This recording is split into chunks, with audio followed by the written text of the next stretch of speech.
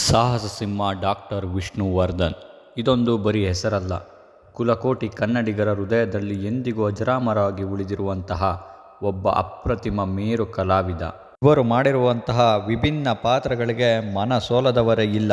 ಕರುನಾಡಿನ ಜನರಲ್ಲಿ ಸಾಹಸ ಸಿಂಹನೆಂದರೆ ನೆನಪಾಗೋದು ಅದು ವಿಷ್ಣುವರ್ಧನ್ ಅವರು ಮಾತ್ರ.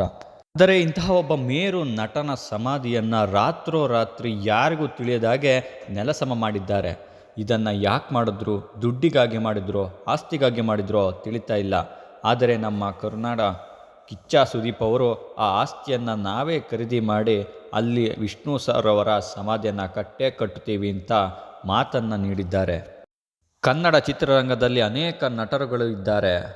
ಪ್ರೊಡ್ಯೂಸರ್ಗಳಾಗಲಿ ನಿರ್ದೇಶಕರಾಗಲಿ ಯಾರೊಬ್ಬರಿಗೂ ಕೂಡ ಇದರ ಬಗ್ಗೆ ಮಾತಾಡಿಲ್ಲ.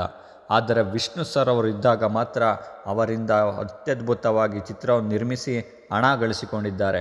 ಆದರೆ ಇವತ್ತಿಗೆ ಅವರ ಪ್ರತಿಮೆ, ಅವರ ಸಮಾಧಿ ಹೀಗಾಗಿರೋದ್ರಿಂದ ಯಾರೊಬ್ಬರೂ ಕೂಡ ಮಾತನ್ನು ಕೂಡ ಆಡ್ತಾ ಇಲ್ಲ. ಇದರಿಂದ ಎಷ್ಟೋ ಕಲಾಭಿಮಾನಿಗಳಿಗೆ ಮನಸ್ಸಿಗೆ ತುಂಬ ನೋವಾಗಿದೆ. ಇದನ್ನು ಪ್ರಶ್ನಿಸೋಕ್ಕೆ ಅಭಿಮಾನಿಗಳು ಇದ್ದೇ ಇದ್ದಾರೆ. ಅವರಿಗೆ ಜಾಗ ಇಲ್ಲ ಅಂದರೆ ಏನಾಯಿತು?